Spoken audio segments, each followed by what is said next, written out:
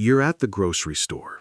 You grab your usual items, maybe some bread, some eggs, a bit of fruit.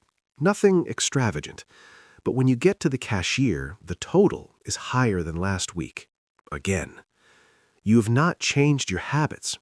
Your income has not changed. So why does it feel like your money is quietly shrinking?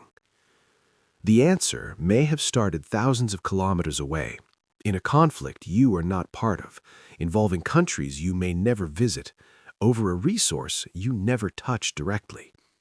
Today, we're going to connect those dots clearly and calmly, because understanding what is happening is the first and most powerful step toward protecting yourself. Let us start with a simple truth that most financial news skips over. Economic pain does not announce itself. It arrives quietly, through a chain of events most people never fully see. When there's military conflict involving major oil-producing regions, the immediate reaction is not destruction, it's uncertainty. And uncertainty alone is enough to move global markets.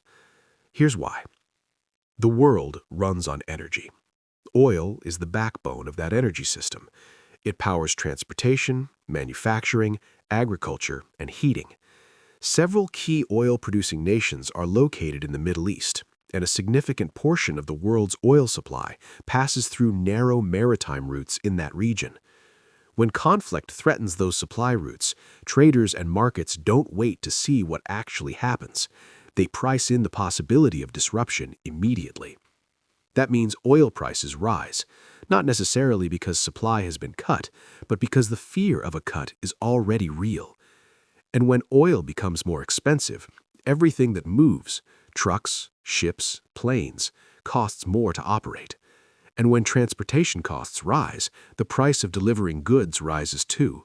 Food, clothing, electronics, medicine. That's the chain. Geopolitical tension leads to an oil price spike. An oil price spike leads to higher transportation costs. Higher transportation costs lead to higher prices for everyday goods. It doesn't happen overnight, but it happens. And the people who understand that chain early are the ones who can prepare before the pressure arrives. Here's what makes oil-related economic shocks particularly tricky. They do not arrive all at once. They come in waves, each one on a different timeline, each one compounding the last. Wave 1 is fuel prices. This is the most visible wave, and it arrives first, usually within days of a major supply disruption. When you see the price at the petrol station rise sharply, that is wave 1. It is uncomfortable, but most people mentally file it as temporary and move on. That mental filing is often a mistake. Wave 2 is food prices, especially perishables. This wave follows closely behind. Trucks that carry fresh produce, dairy, and meat run on diesel. When diesel prices spike, the cost of moving perishable food rises significantly. Retailers absorb these costs for a while, but not indefinitely. When their margins run out, the prices reach you at the shelf. Wave 3 is agricultural inputs. This one is the delayed wave. This one is the most misunderstood because it operates on a months-long delay. Fertilizer production relies heavily on fossil fuels. When oil and gas prices surge, fertilizer becomes more expensive. Farmers planting crops today pay more for inputs.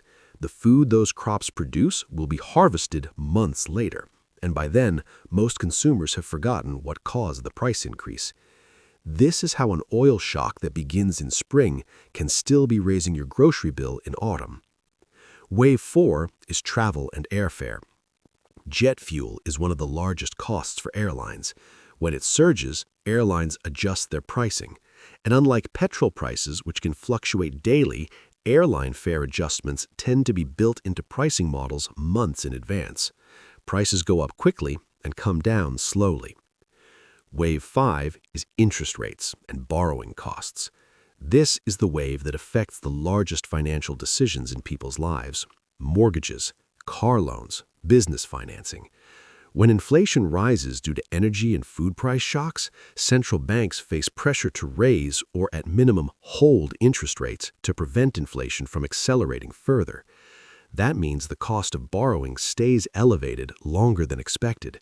If you are planning to buy a home, refinance a loan, or expand a business, the math underneath those decisions can change significantly. The critical insight here is timing. By the time most people feel all 5 waves, the window to prepare proactively has already closed. The advantage goes to those who recognize the pattern early. The understanding of the economics is one thing, but there is an equally important layer here that most financial content ignores: how our minds process financial threats, and why that processing often leads us to make the wrong decisions at the exact wrong time. There is a well-documented concept in behavioral psychology called anchoring bias. When we encounter a complex, multi-layered problem, our minds do not process every layer simultaneously. Instead, we latch on to the most visible piece of information and use it as a stand-in for the whole picture. In the context of an oil shock, that anchor is usually the price at the petrol station. If it feels manageable, annoying but survivable, your brain files the entire situation under temporary inconvenience and moves on. Meanwhile, the grocery wave, the fertilizer wave, the airfare wave, and the interest rate wave are all in motion. There's also something called loss aversion, a principle from behavioral economics showing that the psychological pain of losing money is roughly twice as intense as the pleasure of gaining the same amount. This creates a powerful, often irrational impulse to sell investments during market downturns to protect what is left. But here's what decades of market data consistently show. The people who sell in a panic during geopolitical crises tend to lock in their losses. The people who hold through the turbulence tend to capture the recovery. In study after study covering major global conflicts and crises over the past century, markets have historically recovered, and the investors who stayed the course fared significantly better than those who fled to cash. This does not mean ignoring risk. It means understanding the difference between rational caution and fear-driven reaction. One protects you, the other can cost you more than the crisis itself. There is a more serious scenario worth understanding clearly, without either dismissing it or catastrophizing it. Economists use the term stagflation to describe a situation where inflation is rising and economic growth is slowing at the same time. It's considered one of the most difficult economic conditions to manage because the tools designed to fight inflation, raising interest rates, also slow growth, and the tools designed to stimulate growth, cutting rates, make inflation worse. History offers some context here. Significant oil supply disruptions in the past, such as the 1973 OPEC embargo and the 1979 Iranian Revolution, were each followed by periods of both high inflation and economic contraction. The reason these historical parallels matter is not to predict that the same outcome is inevitable. It's to help you understand that oil supply disruptions are not just short-term inconveniences. When they are large enough and long enough, they can reshape the economic environment for months or years. Understanding this does not require pessimism. It requires calibration, adjusting your financial decisions to the actual conditions rather than to the conditions you wish were in place. Now let's talk about what matters most, what you can do right now. Number 1, do not make reactive decisions with your investments. If you have a long-term investment portfolio, whether in pension funds, index funds, or retirement accounts, resist the impulse to move entirely to cash during a period of market volatility. The evidence from past crises is consistent. Investors who exit during downturns tend to miss the recovery. Market volatility is uncomfortable, but for long-term investors, it's also normal. Number 2, build or strengthen your financial buffer. An emergency fund, typically 3 to 6 months of essential expenses held in an accessible account, is not just a financial tool, it's a psychological one. When you know you have a cushion, you're far less likely to make panicked financial decisions.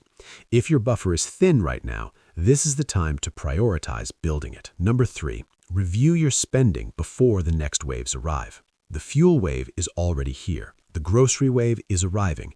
Airfare and interest rates are further along.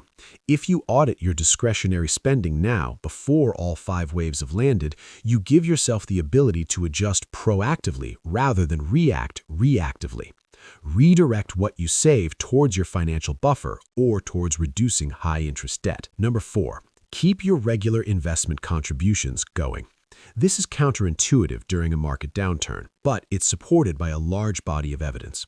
Investing a fixed amount every month, a strategy known as dollar cost averaging, means you automatically purchase more units when prices are low and fewer when prices are high. The market turbulence you are experiencing right now is, in investment terms, a discount. Years from now, the contributions you make during periods of uncertainty often prove to be among your best. Number 5. Assess your personal exposure to energy prices. This step looks different for everyone. If you have a long daily commute, rising fuel costs will affect your budget more than someone who works from home. If you carry high-interest debt, elevated borrowing costs matter more to you right now. If you run a small business that ships products, diesel surcharges are a more immediate concern. Understanding your specific exposure allows you to make targeted decisions rather than general ones. Here's the underlying message of everything we've covered today. Most people don't struggle during economic disruptions because they lack intelligence or resources. They struggle because they don't fully understand what's happening. And confusion, as much as any market force, drives poor decisions. When you can see the chain clearly, from geopolitical tension to energy prices to transportation costs to food prices to interest rates, the situation stops feeling random. It stops feeling like something that is simply happening to you. You don't need to predict the future. You don't need to time the market perfectly. You just need to understand the system well enough to make steady, grounded decisions while others are reacting out of fear. That steadiness, more than any single financial move, is what separates the people who come through difficult periods in a stronger position from those who don't. If today's video helped clarify things for you, let me know in the comments. What's the one step you're going to take this week? And if you haven't subscribed yet, now's a good time. We'll continue to break down exactly what's happening in the global economy and what it means for your personal finances. I'll see you in the next one.